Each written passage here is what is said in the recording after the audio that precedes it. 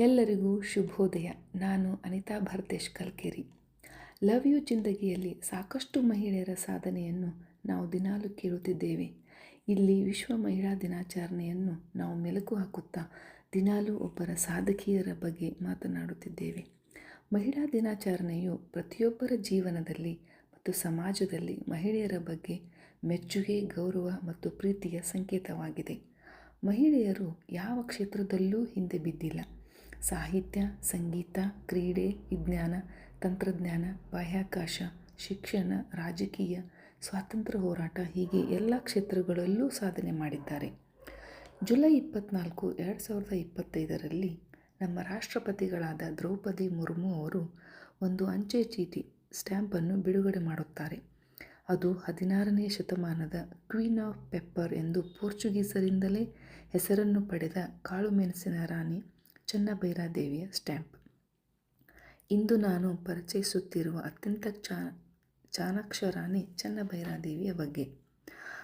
ಚೆನ್ನಭೈರಾದೇವಿಯ ಜನನ 1536 ಹಾಡವಳ್ಳಿ, ಉತ್ತರ ಕನ್ನಡ ಜಿಲ್ಲೆ, ಕರ್ನಾಟಕ. ಇವಳು ಗೇರುಸೊಪ್ಪೆಯ ಅರಸ ಇಮ್ಮಡಿ ದೇವರಾಯರ ಪತ್ನಿ ಚೆನ್ನಾದೇವಿಯ ತಂಗಿಯಾಗಿದ್ದಳು.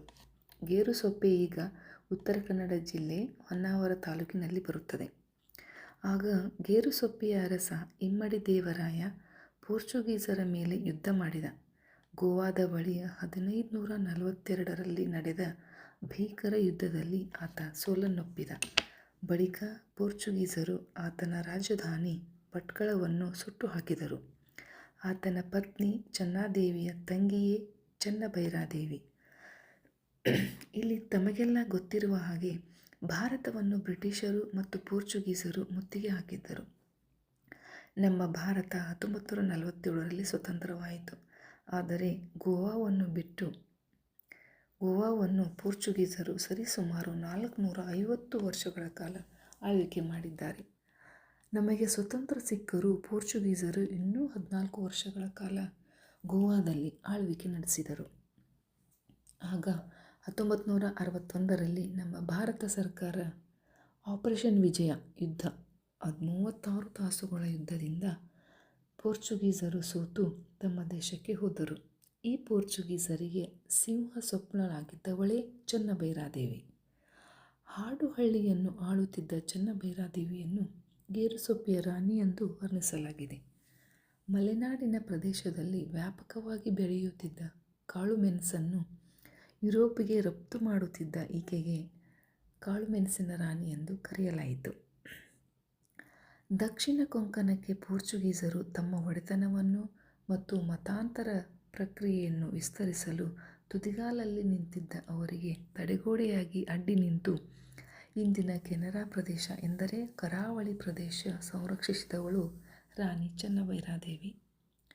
ರಾಜಕೀಯವಾಗಿ ಪೋರ್ಚುಗೀಸರನ್ನು ವಿರೋಧಿಸಿದರೂ ಬಹು ಚಾಣಾಕ್ಷತೆಯಿಂದ ಅವರೊಂದಿಗೆ ವ್ಯಾವಹಾರಿಕ ಮೈತ್ರಿಯನ್ನು ಬೆಸೆದುಕೊಂಡು ಮೆಣಸು, ಅಕ್ಕಿ, ಏಲಕ್ಕಿ, ದಾಲ್ಚಿನ್ನಿ, ಬೆಲ್ಲ, ಗಂಧ, ಶುಂಠಿ ಮುಂತಾದ ಪದಾರ್ಥಗಳನ್ನು ಮಾರಿ ಅವರಿಂದಲೇ ರೈನಾದ ಪಿಮೆಂಟ ಅಂದರೆ ಕಾಳುಮೆಣಸಿನ ರಾಣಿ ಎಂದು ಬಿರುದನ್ನು ಪಡೆದುಕೊಂಡಳು. ಅವಳೊಬ್ಬಳಿಲ್ಲದಿದ್ದರೆ ಪೋರ್ಚುಗೀಸರು ನಾವೆಗಳ ನಿರ್ಮಾಣಕ್ಕೆ ಬೇಕಾಗುವ ಗುಳಮಾವು, ಸುರಹೊನ್ನೆ, ಹೆಬ್ಬಲಸು ಮುಂತಾದ ಮರಗಳನ್ನು ಕದ್ದೊಯ್ದು ಇಡೀ ಪಶ್ಚಿಮ ಘಟ್ಟದ ದಟ್ಟಡವಿಯನ್ನು ಅಂದೇ ನಿರ್ನಾಮ ಮಾಡಿಬಿಡುತ್ತಿದ್ದರು. ವಿಶಾಲವಾದ ಕೋಟೆ, ಆಂಜನೇಯ ಸ್ವಾಮಿ ದೇಗುಲವನ್ನು ಅದರ ಪಕ್ಕದಲ್ಲಿ ಶತ್ರುಗಳು ಹಠಾತ್ ದಾಳಿ ನಡೆಸಿದರೆ ರಕ್ಷಣೆ ಪಡೆಯಲು ನೆಲಮಾಳಿಗೆಯನ್ನೂ ಅಲ್ಲಿಂದ ಗೇರುಸೊಪ್ಪಿಗೆ ಗುಪ್ತ ಮಾರ್ಗವನ್ನು ನಿರ್ಮಿಸಿದಳು. ತನಗೆ ಅತ್ಯಂತ ಪ್ರಿಯವಾದ 7 ಸುತ್ತಿನ ಕೋಟೆಯನ್ನೂ ಕಾಡಿನ ಮಧ್ಯೆ ಕಾನೂರಿನಲ್ಲಿ ನಿರ್ಮಿಸಿದಳು.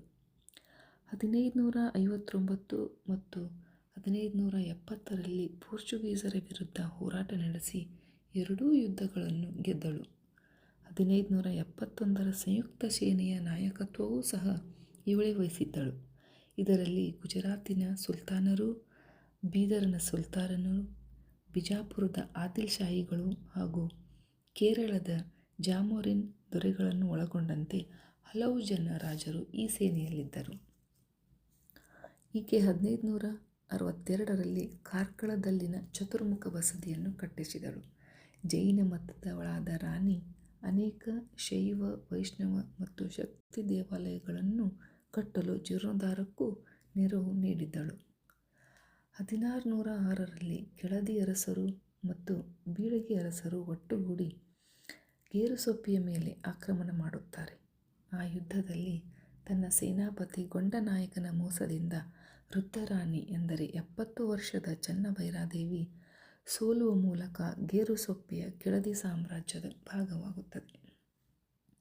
ಅಮೆರಿಕದ ಟೆಕ್ಸಾಸ್ ಯೂನಿವರ್ಸಿಟಿಯಲ್ಲಿ ಲೇಖಕರಾದ ಡಾಕ್ಟರ್ ಹನ್ನಾ ಚಾಪೆಲ್ ವೊಜಿಯೋವ್ಸ್ಕಿ ಅವರು ತಮ್ಮ ಪ್ರಬಂಧದಲ್ಲಿ ಚೆನ್ನಭೈರಾದೇವಿಯು ಇಂಗ್ಲೆಂಡಿನ ರಾಣಿ ಎಲಿಜಬೆತ್ I ಸಮಕಾಲೀನವಳು ಮತ್ತು ಅನೇಕ ವಿಷಯಗಳಲ್ಲಿ ಅವಳಿಗೆ ಸರಿಮೀಗಲಾಗಿದ್ದವಳು ಎಂದು ಬರೆದಿದ್ದಾರೆ. ಪೋರ್ಚುಗೀಸರು, ಕೆಳದಿ ಅರಸರು ಮತ್ತು ಬಿಜಾಪುರದ ಸುಲ್ತಾನರ ನಡುವಿನ ಯುದ್ಧಗಳನ್ನು ತನ್ನ ಜಾಣ್ಮೆಯಿಂದ ನಿರ್ವಹಿಸಿದ ಈಕೆ 1552ರಿಂದ 1606ರ ನಡುವಿನ 54 ವರ್ಷಗಳ ಕಾಲ ರಾಜ್ಯಭಾರ ನಡೆಸಿದಳು. ಭರತಖಂಡದ ಇತಿಹಾಸದಲ್ಲಿ ರಾಣಿ ಚೆನ್ನಭೈರಾದೇವಿಯಷ್ಟು ಸುದೀರ್ಘ ಕಾಲ ರಾಜ್ಯವಾಳಿದ ಇನ್ನೊಬ್ಬ ರಾಣಿಯಿಲ್ಲ ಎಂದು ಹೇಳಬಹುದು. ಚೆನ್ನಭೈರಾದೇವಿಯು ತನಗೆ ಎದುರಾದ ಅನೇಕ ಬಗೆಯ ವೈರುಧ್ಯಗಳನ್ನು ಚಾಣಾಕ್ಷ ಮೈತ್ರಿಗಳ ಮೂಲಕ ದಿಟ್ಟತನದಿಂದ ನಿಭಾಯಿಸುತ್ತಾ ತನ್ನ ರಾಜಕೀಯ, ಸಾಂಸ್ಕೃತಿಕ ಮತ್ತು ಆರ್ಥಿಕ ಮೇಲುಗೈಯನ್ನು ಬಿಟ್ಟುಕೊಡದೆ 50 ವರ್ಷಗಳಿಗೂ ಹೆಚ್ಚು ಕಾಲ ತನ್ನ ರಾಜ್ಯವನ್ನು ಗಟ್ಟಿಯಾಗಿ ಹಿಡಿದುಕೊಂಡು ಸಮರ್ಥವಾಗಿ ಆಳುವಲ್ಲಿ ಯಶಸ್ವಿಯಾಗಿದ್ದಳು.